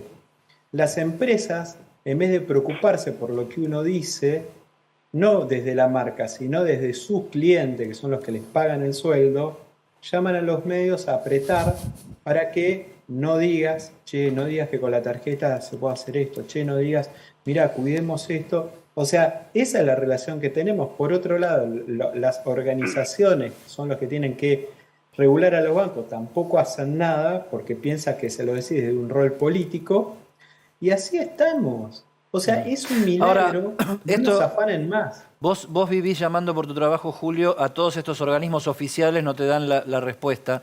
La pregunta entonces es, la justicia siempre llega tarde, entre comillas, o sea, naturalmente llega después de que ocurrieron las cosas tras una denuncia. Ahora, yo digo, doctor Pon Vergés, la justicia, las fiscalías en este caso, ¿colaboran con la política indicándole la experiencia que van acumulando en todas estas cosas? Porque lo que está fallando es la prevención. Podemos tener buenos técnicos para investigar después lo que pasó, pero no tenemos paraguas para prevenirnos de nada. Mire, nosotros hablamos con todos. Nos sentamos con todas las entidades bancarias, las que nos vienen a buscar y las que no. Hablamos con las cámaras de bancos, ADEBA y ABA, hablamos con COELSA, hablamos también con el Ejecutivo Provincial, hablamos con todos y a todos les transmitimos nuestras inquietudes. En todos los lugares nos reciben. El tema es después cómo se plasma esto en acciones. Y eso es lo más difícil a veces de movilizar. Pero yo no creo que sea por mala voluntad, sino porque creo que a veces no se sabe bien para dónde arrancar y qué estrategias de comunicación buscar. Nosotros tenemos nuestra campaña desarrollada. Arrancar hacia que los mecanismos sean seguros y no tratar de evitar que estafen a la gente. Eso sería. Seguro. Pero de nuestra parte tenemos nuestra página con difusión de cómo hacer frente a estos hechos. Lo que pasa es que, bueno, nuestra página tampoco es de las más visitadas, pero hay un trabajo mancomunado. Y creo que el operativo de hoy es el resultado de un esfuerzo, de un trabajo mancomunado, no solamente de parte del Ministerio Público y la Justicia y los jueces, sino también de la policía y de organismos que nos han prestado colaboración. Gracias, Francisco Pon Vergés, por este contacto. Buenas noches. Buenas noches. Julio, aprovecho que te quedás un minuto. Estuvo muy de moda el tema de los discursos del odio y vos fuiste pionero en el rastrillaje en Internet de discursos del odio. ¿Se avanzó en algo con eso? Porque viste que hay causas judiciales que avanzan. Ahora vamos a hablar con Martín Angulo de temas que están relacionados con esto. O sea, los discursos del odio en Internet, organizaciones que se dedican a promover distintos tipos de maneras de molestar o cagarle la vida a alguien desde el punto de vista moral, violento, etcétera. Sí, hay que distinguir qué es odio, ¿no? O sea, odio es cuando vos por religión, por cuestiones físicas tuyas, por tu elección sexual, sos objeto de odio, de violencia verbal coordinada hacia una persona. Eso es odio, ¿sí? Para segmentar que no todo es odio. Una cosa es tener una posición contrapuesta, una posición ácida, y otra cosa es odio. Cuando nosotros hablamos del odio en Argentina, hablamos de sectores puntualmente neonazis. Ujú. Y cuando se habló con la fiscalía, hablé con la fiscalía puntualmente especializada en odio, a mí me dijo la fiscal, bueno, son frases, digamos, como no queridas las que se habían vertido sobre los judíos en ese tipo de canales. A lo que hicimos es bajar como 900 horas de video, eso hecho con sistemas automáticos, y lo transcribimos. Y entonces le pedimos una base de datos que nos diga cada cuánto tiempo decían la palabra judío. Y decían como cada 10 minutos decían una vez la palabra judío, que no es obviamente un problema. El problema era todo el resto de palabras que seguían. Claro, que venía atrás de la palabra. Automatizamos para poder ver, apenas decían judío, es todo el texto, toda la oración. Y un abogado especializado en odio, que se llama Raúl Martínez Pasalari, él empezó a puntuar las frases y podíamos numéricamente probarle a la fiscal que no eran frases dichas al pasar, sino que realmente eran... Había un sistema. Había un sistema. A eso la fiscal no hizo absolutamente nada, y en un momento de la comunicación le pregunté a la fiscal, ¿cuánta gente usted llevó a un juicio por odio? ¿Y cuánta gente está condenada en el país? Nadie. Entonces, ¿para qué está? Hay figuras que están de figuritas. Y me parece que ese es parte del odio. Y cuando vos ves a las redes sociales, yo en ese momento hablé con Facebook y hablé con Google, Facebook directamente no hizo absolutamente nada. Cuando le pudimos bajar a estos neonazis los canales de YouTube que estaban usando, estos neonazis empezaron a difundir mi identidad en las redes sociales como el causante de haberles bajado 900 horas. Tipos skinhead, medio un poco pesado, y cuando elige a Facebook, señores, bajen ustedes los grupos de Facebook porque están difundiendo mi identidad, por la denuncia que dice, ellos tampoco hicieron nada. ¿Qué es lo que quiero decir con esto? Que la justicia cuando habla de odio es de fantasía, no hay gente condenada o llevada a juicio por odio específico, ¿no? La otra parte es que las redes sociales que tanto se llenan la boca no tienen absolutamente una sola persona en el país que hable de odio. Ni siquiera entre estas dos grandes plataformas que es Facebook y Google, entre ellas coordinan acciones para bajarle un poco el volumen a este tipo de grupos. El odio pasó a ser como un argumento más de marketing tanto para la justicia como para las redes. Cosas que existieron siempre pero que ahora se expresan en nuestra nueva vida cotidiana por la revolución tecnológica en Internet. Las estafas y la circulación del odio. Gracias, Julio. De nada, abrazo, chao. Intento de asesinato a la vicepresidenta de la Nación. ¿Hay novedades en esta causa, Martín? Exactamente, Marcela, porque hoy 2 de los 4 procesados y detenidos por el intento de homicidio de Cristina Kirchner estuvieron en los tribunales de Comodoro Pi. El primero de ellos, Nicolás Gabriel Carrizo, de manera presencial, fue trasladado desde la cárcel de Marco Paz, donde está detenido, a los tribunales de Comodoro Pi, que había sido donde había quedado detenido hace poco más de un mes. ¿Por qué fue Carrizo a los tribunales de Comodoro Pi? Porque hoy hubo una audiencia en la Cámara Federal donde la defensa de Carrizo le pidió a los jueces de la Sala 1 de la Cámara Federal que revoquen su procesamiento y que lo liberen. La defensa, los abogados de Carrizo explicaron de por qué entienden que no hay ningún elemento que lo comprometa seriamente con la planificación y organización del intento de homicidio de Cristina Kirchner, y por eso le pidieron a los jueces de la Sala 1 que lo liberen y que lo desprocesen de la causa, que lo sobresean de la acusación. Y en un momento Carrizo habló y dijo esto. Le dieron la oportunidad de hablar, los jueces le dijeron, usted vino hasta la audiencia, pidió estar presente, ¿quiere decirnos algo? Sí. Era una broma, no soporto más. Carrizo volvió a insistir en lo que había dicho en su indagatoria, que esas comunicaciones que él tuvo con Brenda Uliarte, la otra de las detenidas en la causa, en la que hablaban el intento de homicidio de Cristina Kirchner y sobre todo las comunicaciones que Carrizo tuvo con su hermanastra, en donde le decía, nosotros lo mandamos a matar a Cristina Kirchner, yo le di un arma, formaban parte de una broma. Él hoy habló de su humor negro que tenía y que inclusive en otras conversaciones había dicho cosas peores. Y le dijo a los jueces, yo me quiero ir en referencia a la cárcel, no soporto más, y le pidió que resuelvan la causa entendiendo que él no había cometido ningún delito.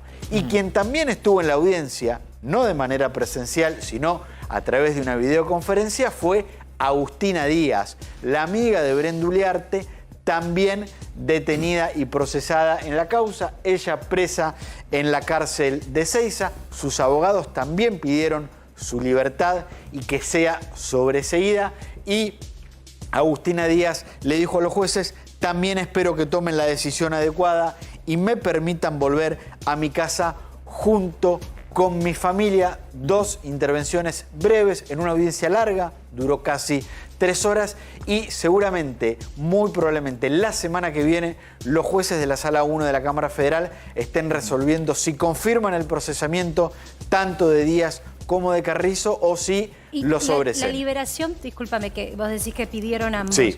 ¿De qué depende y cuándo se tiene que resolver? Se va a resolver conjuntamente. ¿Por qué? Primero, ellos ya habían pedido su libertad, se lo rechazó la jueza federal María Eugenia Capuchetti, y ya habían tenido una audiencia en la Cámara Federal en la que pidieron su libertad. La Cámara se los rechazó. Hoy la vuelven a pedir. Si la Cámara los sobresea a los dos, por supuesto, eso implica que queden en libertad. Si la Cámara los procesa, eventualmente podrían quedar en libertad. Yo entiendo que si la Cámara los procesa, nada cambió de la última vez que pidieron ser liberados y que fue rechazado, para que ahora queden en libertad. Y un dato importante, si la Cámara confirma el procesamiento de Díaz y de Carrizo, la jueza, si así lo entiende, ya puede enviarlos a juicio oral y público, tanto a ellos dos como a Sabac Montiel y a Brenda Uliarte. Una más, Martín, a ver qué relevancia puede llegar a tener. Leí que una expareja de Carrizo dijo en alguna circunstancia, no sé si judicialmente... Sí, como testigo. Me dijo que iba a pegar algo grande y se iba a llenar de guita. Sí, eso lo declaró como testigo la madre de los hijos de Carrizo, eso lo declaró como testigo en la causa. Hoy hizo una pequeña referencia a Carrizo a eso cuando habló en la audiencia y lo enmarcó en la disputa que tenían por el tema de la manutención del hijo. Ella había dicho que no le pasaba la plata, él hoy dijo que sí le pasaba la plata, pero efectivamente declaró eso la expareja de Carrizo en la causa. Pero que ella dice que en un momento sospechó que está vendiendo droga, no sé qué, pero que no tenía nada que ver con eso la conversación y que algo le iba a pasar, que iba a cobrar buena plata. Exactamente, y que ella lo enmarcaba después de los hechos que ocurrieron y cuando Carrizo queda detenido e involucrado en la causa, que podría llegar a tener que ver con esto. Hay que ver si la justicia avanza con algún tipo de medida de prueba respecto de estos dichos para ver si se puede comprobar que esto estaba vinculado. Claro, porque una de las líneas abiertas es ver si arriba había alguien, si hubo un financiamiento o no. Y por otra parte, en la otra causa, la de Revolución Federal, en lo del juez Di Giorgi, se le aceptó a Cristina como querellante porque ahí sí hay plata. Exactamente. Pero no tiene nada que ver hasta ahora con el magnicidio. Además de la causa por el intento de homicidio, está esta causa que vos decís, donde se investiga si el grupo Revolución Federal podría llegar a tener algún tipo, entre otras cosas, de financiamiento de sus actividades. Hay un informe de la Unidad de Información Financiera que llegó a la causa judicial, que está bajo secreto de sumario, ese expediente, en donde la familia de Luis Caputo, ex ministro del gobierno de Mauricio Macri y hermano de Nicolás Caputo, empresario, le habría brindado financiamiento cerca de 7 millones de pesos a través de lo que se entiende la compra de muebles que hacía la carpintería de Jonathan Morel, uno de los líderes de Revolución Federal. Estos pagos es lo que habría informado la Unidad de Información Financiera a la causa judicial, que se habían dado a través de 2 fideicomisos de la familia Caputo, que habrían llegado hasta abril del año pasado. Vos lo estás tomando en potencial, pero quiero remarcar que mucha gente tal vez vio el acto de ayer. El líder de la Cámpora, Máximo Kirchner, ayer lo dio como un hecho y Sí. hasta pidió y reclamó sobre esta investigación que se acelere. Habló de Caputo. Digo, Sí, porque directamente. evidentemente la política también cuenta con otra información Directamente Máximo más Kirchner acelerada y la que lo tenemos los medios. los vinculó a los Caputo con grupos de ultraderecha que en redes sociales se expresaban con mucho odio en contra de Cristina Kirchner. Temas que se meten en la política, que se meten en las internas también de la propia oposición, porque acá estamos hablando de esta cuestión, vamos a ver cómo evoluciona esta supuesta relación financiera entre el grupo Caputo y esta gente de Revolución Federal, pero hay acusaciones internas en Juntos por el Cambio sobre espionaje. Salió nuestro colega Hugo Alconada Mon, el fin de semana estuvo muy calentito en estos temas, ya venía la cosa muy caliente por lo que había planteado Facundo Manes con respecto a Mauricio Macri. Está con nosotros Karina Banfi, diputada nacional, vicepresidenta del bloque radical, del subbloque radical dentro del bloque Juntos para el Cambio en el Congreso de la Nación. Vamos a hablar de esto y mucho más después de la pausa. Dale, gracias por venir.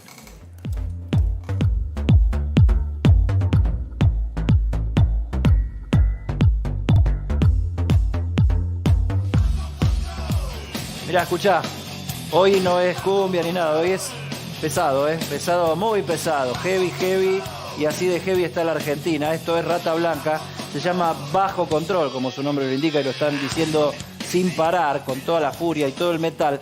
¿Por qué? Bajo control, la pasión, la obsesión por tenerlo todo bajo control, la paranoia. Yo diría que la paranoia es el condimento, esencial del poder, para que el poder busque, ¿qué? Verlo todo, controlarlo todo. La etapa de hoy se podría haber llamado tranquilamente paranoia, pero por razones de cruda actualidad se llama Gran Hermano, ustedes lo ven grande, la maldición del Gran Hermano, porque es esto, ¿no? El ojo, el panóptico, eso de verlo todo, controlarlo todo, y tenemos cosas de mucha actualidad con este tema, porque en la oposición se está discutiendo el espionaje de Macri. Primero salió Facundo Manes, le dijeron no, que la justicia ya falló, lo cortaron, salvo el radicalismo de la provincia de Buenos Aires, de donde proviene nuestra invitada de ahora, Karina Banfi, diputada nacional, que lo bancó muy fuerte a Facundo Manes. Todos los demás salieron a cortarlo como un queso, como suele decirse.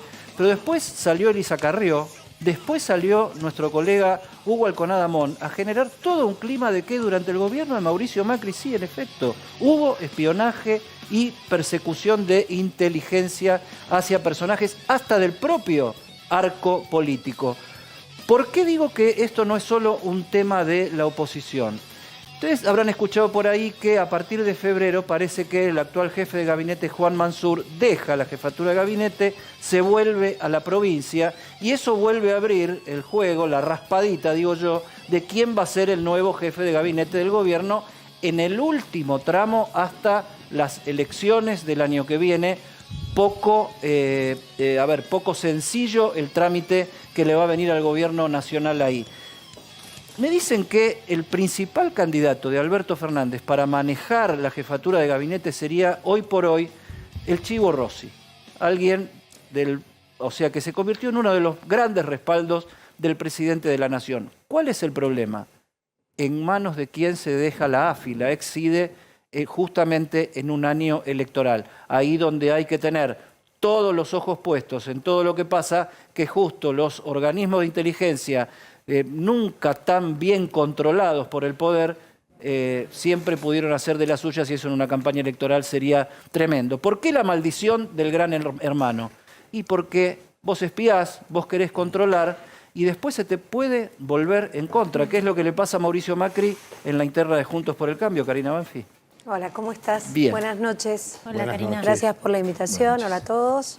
Se puso muy caliente con este tema del espionaje, o sea, donde ya nadie duda que hubo. Mira, yo creo, primero, no es un debate central dentro de Juntos por el Cambio, teniendo en cuenta que aquellas cosas que dijo tanto Facundo, que luego comentó Elisa Carrió, son cosas noticiosas, cosas que ya habían estado en los medios, que muchas de ellas están en la justicia y que si nosotros tenemos que sí conversar acerca de qué hacer con los servicios de inteligencia de la Argentina, eso sí estamos pensándolo, lo pensamos, tenemos diferentes posiciones, si tiene que existir o no tiene que existir. Digo, dentro de Juntos por el Cambio, Elisa Carrió dice que hay que disolverla. ¿No existir? Carrió, por ejemplo, tiene un proyecto hace muchos años de disolver el servicio de inteligencia. Cualquier Estado nacional tiene servicio esa de es información. Ahora es un están muy proyecto. privatizadas. A ver, vamos a discutir algo. Nosotros discutimos sobre proyectos y sobre propuestas. Perfectamente la exdiputada, cuando era diputada, presentó un proyecto disolviéndola. Nosotros desde el radicalismo creemos que hay que hacer un refresh muy importante, muy profundo de cuál es el rol que tiene que tener el servicio de inteligencia en la Argentina y mucho más. Recién lo escuchábamos a un especialista en tecnología y en informática. Hacer espionaje interno, no, eso... No, por supuesto. Pero no hay que tener... A ver, no hay que escaparle a este tema, porque es una deuda de la democracia. Y si nosotros estamos pensando gobernar el año que viene, no solo tenemos que tener un plan de gobierno, gobernar durante 4 años, sino que vamos a tener que tener una gran misión que es la transformación de la Argentina, porque Ahora, ya no Karina, resiste el espionaje más esto. interno, que es la tentación de espiar al propio para ver también qué hace, si es tan amigo como dice. ¿Eso se termina si se aprobara esa ley? Eso es un no hay delito. dudas, pero digo, es un delito disolverla- ahora, es un delito en el futuro, Te entiendo, es un delito pero siempre. digo, disolver el aparato de inteligencia que tiene el Estado, ¿te asegura que eso no va a existir? No, es que yo no opino, ese es el proyecto de Elisa Carrió. Y me parece que, no sé si sigue opinando lo mismo, nosotros estamos trabajando y lo pensamos desde otra perspectiva. Digo, nosotros la Unión Cívica Radical. ¿Cuál sería?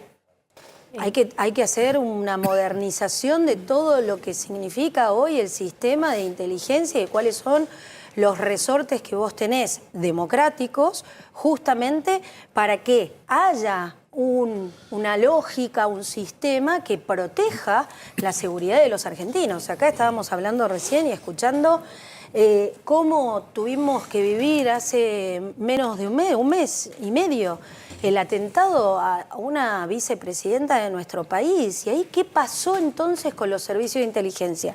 Lo primero que pensamos, lamentablemente, por cuestiones propias de la Argentina, es que están involucrados. Ahora, también tenemos que pensar que, por ejemplo, no hicieron nada.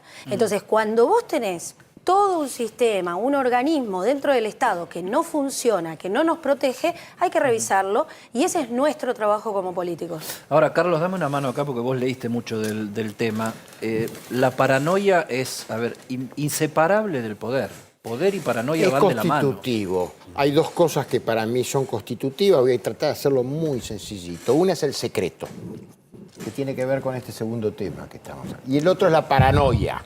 Por las dudas, además es uno de los mitos fundantes de la política, la paranoia. Acá nos visitó en la Argentina alguien, un italiano, Soja, de apellido con Z, que escribió un Luigi libro... Soja, un psiquiatra, psicólogo de primer nivel a nivel mundial. Jungiano, no de Jung, sí. Jungiano, que escribió justamente sobre la paranoia. Y te doy una provocación a tu presentación, pero porque creo que es un tema que lo tenemos que retomar otro día. Vos nombraste el panóptico de Jeremías Bentham, el inglés, que decía, desde un lugar, ellos no te ven a vos, al que controla, pero el que controla ve a todos. Yo te diría que la ecuación en la posmodernidad ha cambiado.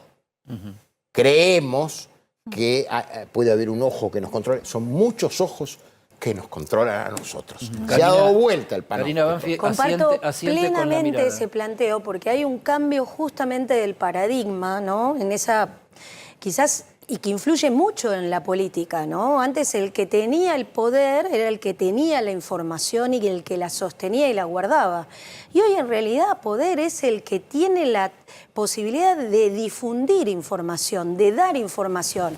Y a partir de eso te siguen, te miran, te Ahora, ven. Karina, Cuanto el más debate te miran, político, mejor. El debate político entre figuras no es un debate de paranoicos, o sea, es un debate de gente que se está metiendo sí. la pata todo el Pero tiempo. ese es un problema. Yo digo que el ego para un político es como la kriptonita de Superman, es mortal, pero es un ejercicio. Hay gente que tiene mayor ejercicio, te lo da la trayectoria política, te lo da darte muchas veces la cabeza contra la pared y aflojar un poco entendiendo que uno es un instrumento y no es el sujeto de la política. Y todo lo que hay alrededor de la política muchas veces, el liderazgo, las estrellas, las luces, el acompañamiento, bueno, hay algunos que se pierden en algún momento. A veces se A mí, de encausan. todas maneras, me parece que es muy grave naturalizar el tema del espionaje interno, porque estamos hoy en una coalición de gobierno y en la oposición es una coalición de oposición. Es decir, que son coaliciones. Si hay coaliciones significa que no todos están pensando lo mismo al mismo tiempo y de la misma manera. Son fracciones. En el caso de ustedes, digo, hay una fracción que desconfía de la otra, porque en todos hacen un grupo. Ahora, si esa desconfianza es natural y es en igualdad de condiciones, es una cosa. Si hay espionaje en el medio y después se utiliza información de la vida personal o sensible de quien hoy puede ser un funcionario o puede ser un líder de oposición naciente para extorsionar, es acallar una voz. Me parece sumamente preocupante que esto se esté naturalizando como que existe. pero- Y ahí, Luis, sumate, porque yo no sé cómo funciona en otros países. Luis acaba de regresar de Estados Unidos. Está absolutamente reglamentado y generalmente prohibida. Ahora, cuando vos decís espionaje interno, no solamente se refiere al espionaje dentro de una propia organización política o coalición. El espionaje interno es espionaje interno. No se pueden usar los servicios de inteligencia para espiar adentro del país. Al adversario político, al hermano, al tío, a lo que fuere. Y al movimiento social, Al movimiento social, Digamos a lo que que eso sea. tiene a lo que sea. limitaciones, Luis. Tiene limitaciones. El Ahora, si titular de la FBI, que Ahora- es inteligencia interna, estuvo años, lo extorsionó a Kennedy. Bueno, y ahora, otros si te presidentes. descubren haciendo espionaje político interno, te puede costar la presidencia como a Nixon.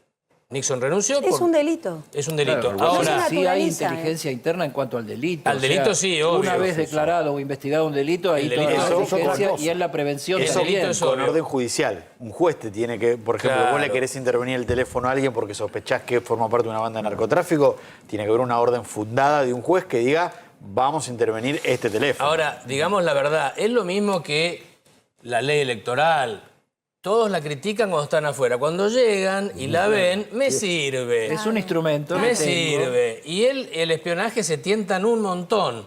Incluso los que dicen que no la usan o que lo quieren eliminar. Se han tentado mucho con carpetas, van, carpetas vienen, eso da poder interno. Bueno, yo planteaba ahí recién, ¿en manos de quién vamos a dejar la CIDE, la ex CIDE, que quedó, el nombre le quedó para siempre, creo yo, por más Sí, que llame porque es AFI? más fácil. ¿Qué vamos a hacer con la CIDE, sobre todo en un año electoral? Ahora, lo que yo me pregunto es, ¿de qué república hablamos si estás espiando al de al lado? O sea, al tuyo.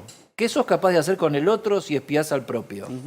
Pero la pregunta, a ver, me parece que es fundamental aclarar esto, porque si no parece que estamos naturalizando la conversación del espionaje en el ámbito político. ¿Es un delito? Sí. Tiene que están aquellas imputaciones hechas en manos de la justicia. Tiene que haber un proceso no solo de reforma de la propia estructura de hoy la AFI, sino también el control democrático que tiene que tener sobre el Congreso de la Nación y sobre la justicia. Sí, ahora, diputada- Ahí tenés todo un sistema en donde vos tenés jueces, tenés Congreso y tenés un poder ejecutivo. Eso debería funcionar como reloj. ¿Funciona Cuando la no comisión? funciona, La sí, la Perdón, comisión hay un funciona. problema. El que parece naturalizar el espionaje es la propia política. Porque, por ejemplo, durante el gobierno de Mauricio Macri, la AFI espió, entre otros, a María Eugenia Vidal, a Horacio Rodríguez Pero está en la Larreta. justicia, es un delito. Pero esos dirigentes Están políticos... imputados, Está bien, hay pero, imputados. pero esos dirigentes políticos no salieron con la vehemencia que deberían salir ¿Y a por qué deberían pedir- salir?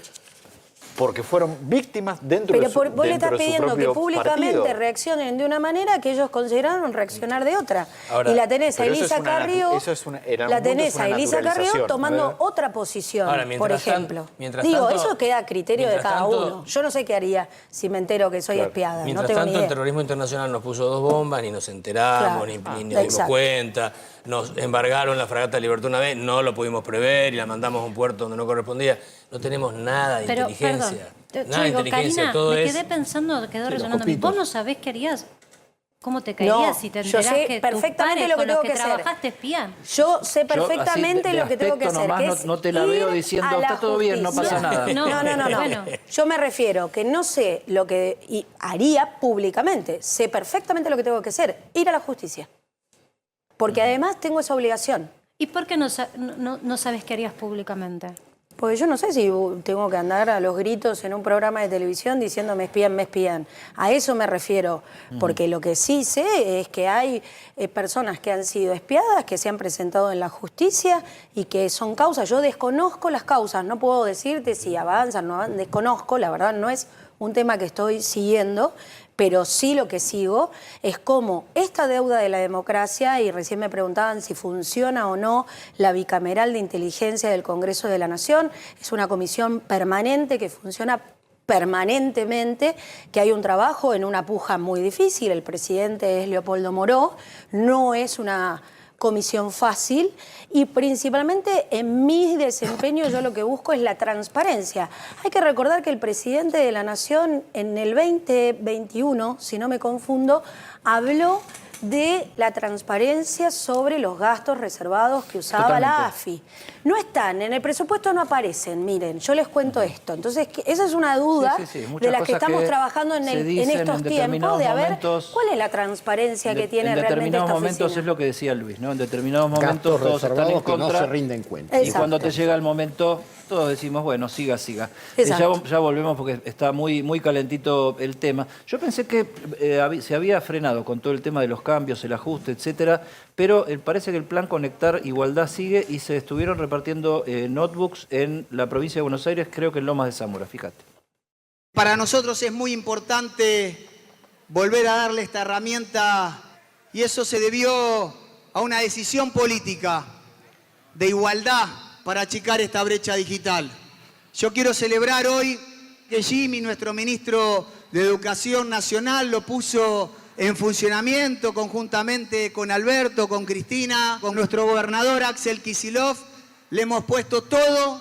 Hoy no se llevan solamente una computadora, se llevan un sueño, una esperanza por mayor educación de calidad y gratuita para la provincia de Buenos Aires y para Argentina. Muchísimas gracias, cuenten conmigo. Volvió a funcionar el Conectar Igualdad y no es mentira, no es marketing, no es propaganda, no es verso. Las computadoras son las que tienen cada uno de ustedes. Nosotros queremos simplemente eso, igualdad de oportunidades, justicia social, que todos larguen de la misma línea, así pueden llegar al mismo lugar. Muchísimas gracias, aguante la provincia de Buenos Aires, aguante Lomas de Zamora, gracias Martín, gracias a todos ustedes, mucha fuerza. Último tramo de Para que sepas. Y bueno, las novedades de esta guerra en Ucrania que no termina, siempre nos la trae el profe Luis Rosales. Eddie, se va complicando el panorama en el mundo entero. A ver, te hago un balance. Guerra de Ucrania. La guerra de Ucrania tiene lecturas de todos los ángulos habidos y por haber. En el territorio, Ucrania sigue con los pequeños avances en el territorio. Fueron muchos los avances en su contraofensiva, ahora se han lentificado y ralentizado, pero siguen los avances ucranianos. Rusia tomando medidas como la anexión de esas provincias, el referéndum. Ahora esta medida, Ucrania dice aquí, teme una trampa de Putin. Rusia inició la evacuación de civiles en Jersón, una de las ciudades ocupadas por Ucrania. Ley marcial en esos lugares, mano de hierro, lluvias de drones en prácticamente todo el territorio ucraniano, drones iraníes que han ido contra la infraestructura eléctrica. Cerca de 50 usinas o generadoras de electricidad destruidas, 30% de la capacidad eléctrica de Ucrania destruida, con la idea de hacerle pasar un muy mal invierno a los ucranianos, al pueblo ucraniano en definitiva. Invierno frío en Ucrania, ¿no? No. Frío, muy frío. Y una vez más Rusia tratando de que el general invierno le juegue a favor, ¿no? Le juegue a favor. Y acá nos vamos al otro extremo de Rusia. Aquí el estrecho de Bering, que alguna vez se congeló, permitió que los humanos pasaran de Asia a América y poblaran toda América hace muchos años. Bueno, el estrecho de Bering separa nada más ni nada menos que a Rusia de Estados Unidos. Aunque parezca increíble, Rusia y Estados Unidos limitan. Claro, depende cómo mires el mapa. Está buenísimo que lo diga de esta manera. En la enormidad de Estados Unidos a través de Alaska y en la enormidad de Rusia a través de Kamchatka, ¿te acordás? En la Siberia, muy popular en el Tej. Bueno, aviones rusos fueron interceptados en las zonas de control. No invadieron ni el espacio aéreo norteamericano en Alaska ni el canadiense, pero en las zonas de control.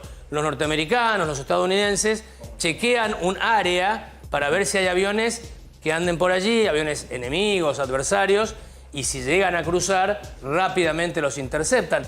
La situación es compleja y la retórica, Eddie, en el mundo entero. El presidente Biden diciendo no al Armagedón nuclear de Putin. La OTAN diciendo vamos a responder sí, la Unión Europea lo mismo. Estos aviones apuntando a que si queremos entramos a Estados Unidos, sí, digamos. dando vueltas. Eso es propaganda. Dando vueltas. Bueno, Eso viste que propaganda. se hace, mojando un poquito la oreja. El dictador norcoreano, no está en Norcorea, un poco más al sur, tirando misiles que sobrevuelan el territorio japonés. Misiles que iban, se supone, sin carga nuclear. Los norcoreanos tienen los misiles, las bombas atómicas, todavía no tienen la capacidad de militarizarla. Activamente con Rusia? Y están ahí, están ahí. Es decir, y China, la gran China, ¿no? Está un poco más neutral China, pero el recientemente o prácticamente presidente vitalicio de China sigue el Congreso del Partido Comunista en Beijing, lo va a consagrar a Xi Jinping como el presidente vitalicio. El último presidente vitalicio de China fue Mao Zedong. De allí se había establecido un método de ir cambiándolo, reemplazándolo. El chino Xi Jinping, en su discurso inaugural del partido, vamos a acelerar el proceso con Taiwán. Y Taiwán es un tema súper sensible. O sea, hay problemas, hay escaladas en todos los posibles conflictos del mundo. Mirá dónde nos llevaste, qué interesante esto, porque nos vuelve al pasado, pero esto es el presente, está pasando ahora. Propaganda armada en la frontera de Rusia con los Estados Unidos. Mirá vos, y volvamos con Karina Banfi a la conversación, porque si llega a venir, venga el gobierno que venga, se va a tener que enfrentar con el mundo que deja esta guerra, porque es el gobierno actual invoca mucho el tema de la guerra en Ucrania como origen de algunas de las cosas fuertes que nos están pasando, pero si gana la oposición se va a encontrar con el mundo, ojalá de la posguerra de Ucrania, ¿no? Ojalá que sea posguerra, y si no, lo que tenemos que hacer, nosotros estamos trabajando mucho, todos juntos por el cambio, a través de las distintas fundaciones, de los especialistas con los cuales trabajamos para la reconstrucción, primero de nuestra economía. Y eso va a ser central justamente para pensar la geopolítica de otra manera, que incluye quizás un escenario de posguerra. Y por el otro lado también la reconstrucción de las instituciones, lo hablábamos hacía minutos atrás, pero en general todo ese proceso, por eso para nosotros es muy importante entender que no es solamente asumir un gobierno el año que viene, si la gente nos vota y nos da la posibilidad de poder gobernar 4 años, sino de transformar el curso que viene llevando a la Argentina hacia un lugar que realmente nosotros nos podamos desarrollar, podamos aportar al mundo, ¿sí? En función de las necesidades. Hoy lo que nosotros recibimos es quejas de un escenario geopolítico, pero en realidad no se hacen cargo de ningún error que han tomado, de esas malas decisiones con las que comenzamos a principio de año, agradeciéndole a Putin, no sé, la bienvenida a Latinoamérica y 2 semanas después este escenario mundial. y en el sentido interno, ¿le da el cuero a la Unión Cívica Radical para poner al próximo presidente de la nación? Porque un mundo muy difícil y una interna muy difícil, ¿no? En la tapa el ojo ese celeste que está ahí mirándolo todo es el ojo de Macri, obviamente. Yo digo, ¿le da el cuero a los radicales para poner el próximo presidente? Porque levantaron la autoestima, pero hay que correr la carrera, ¿no? Mira, nosotros gobernamos 3 provincias, en donde realmente, si uno hace el recorrido de las provincias que estamos gobernando, han generado transformaciones. Una es la de Gerardo Morales, que ha mostrado sus aspiraciones para ser presidente.